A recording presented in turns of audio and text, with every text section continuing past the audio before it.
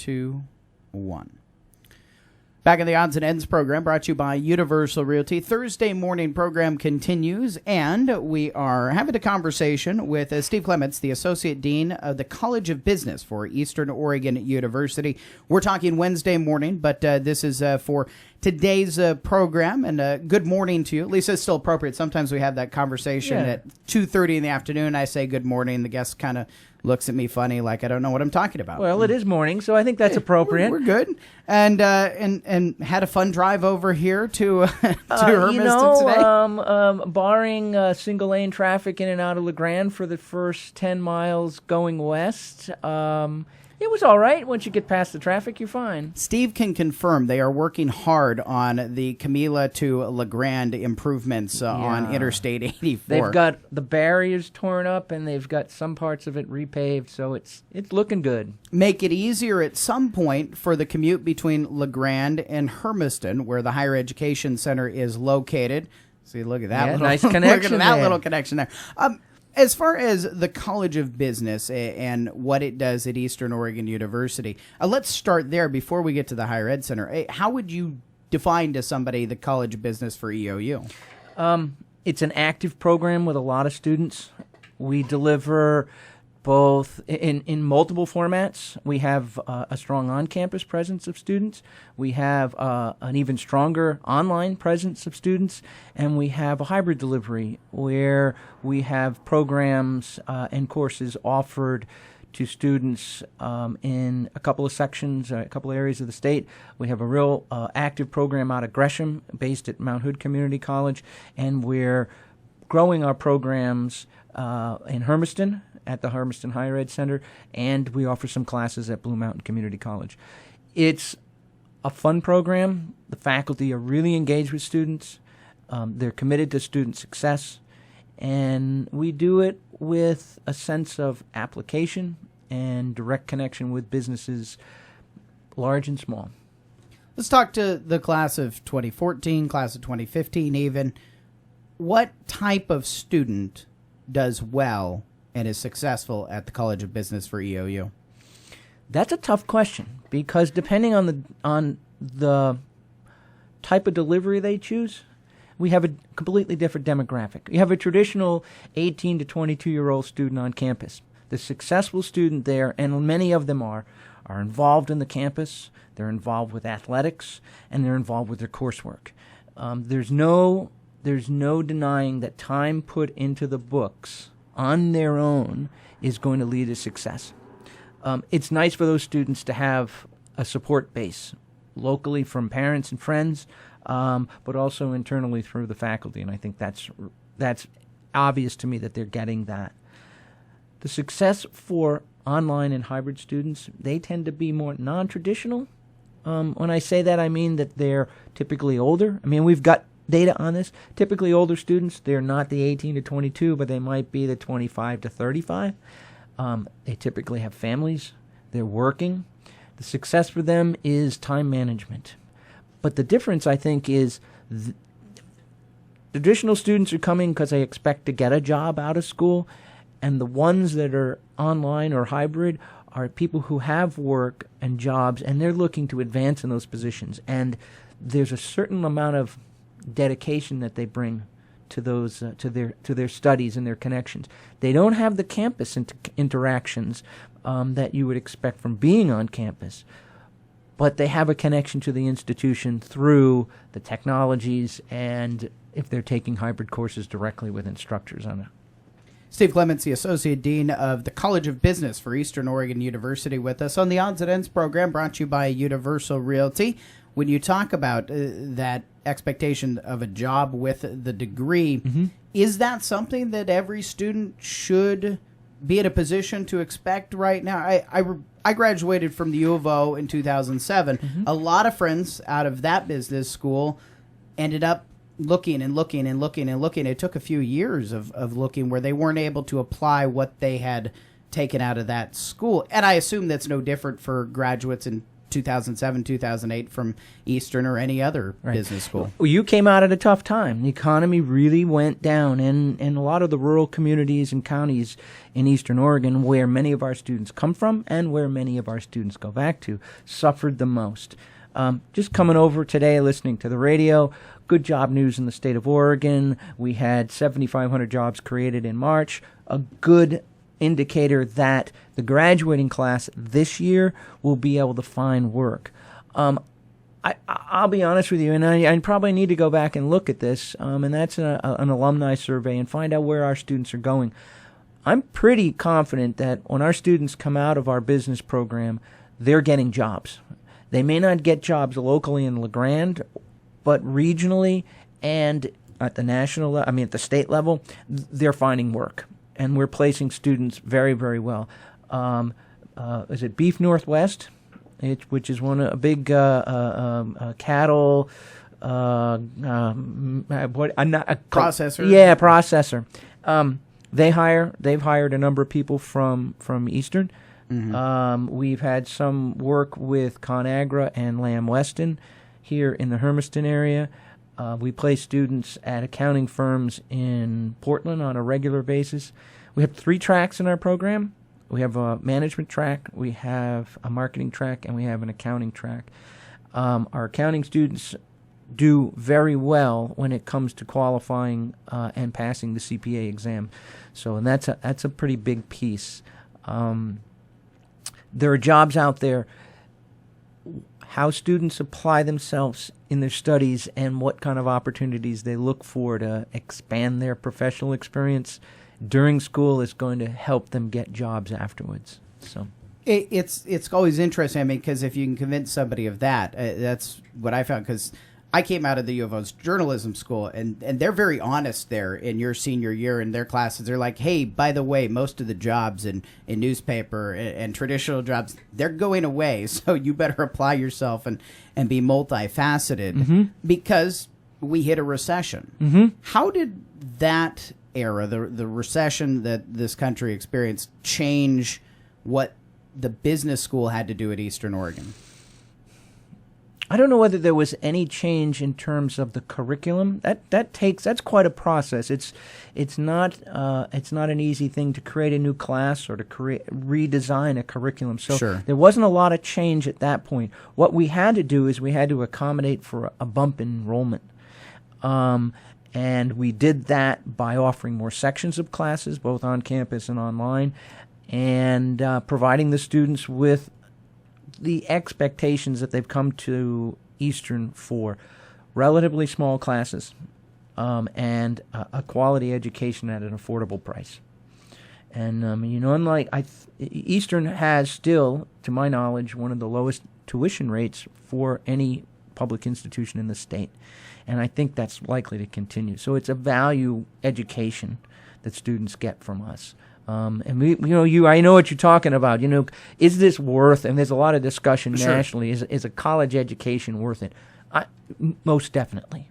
It may not pan out right away, but over the lifetime of a professional career, that college education is indispensable in terms of the type of income and your professional opportunities.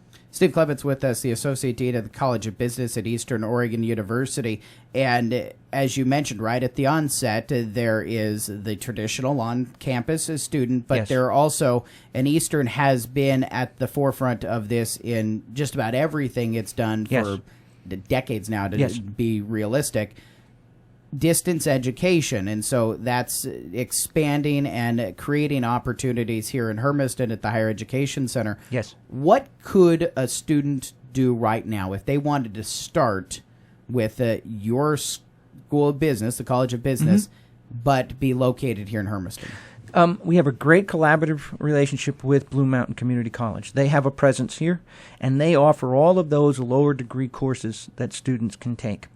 If they take a specific track, and they can an AAOT, all the courses that they take in those first 2 years are directly transferable to Eastern and qualifies them for all of their general education stuff. But you got all that out of the way. In that process, they can be taking some lower division business courses, which translate directly. We have this arrangement with Blue Mountain that the courses they have there that are business courses match perfectly with the ones we offer. We started last fall, and we had done this in the past, offering a specific set of courses. One here in Hermiston in each term, and one at Blue Mountain. And they're complementary courses.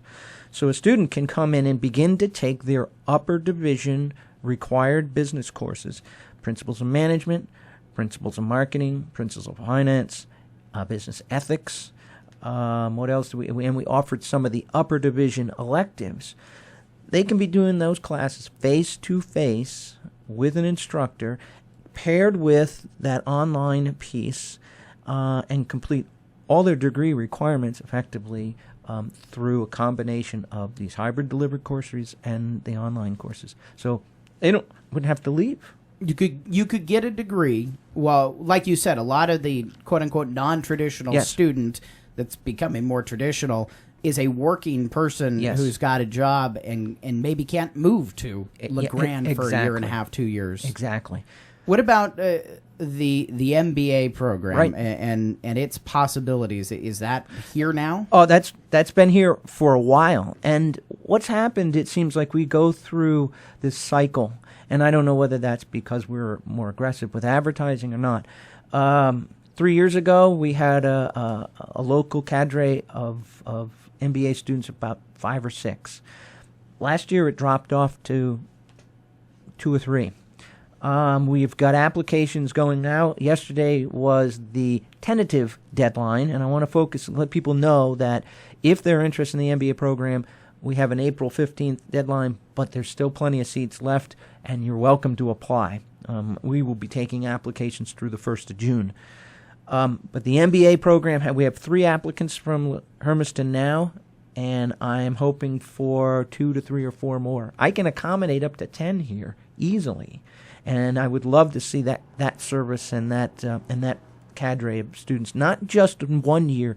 I'd like to see it continue enroll, and that enrollment be strong.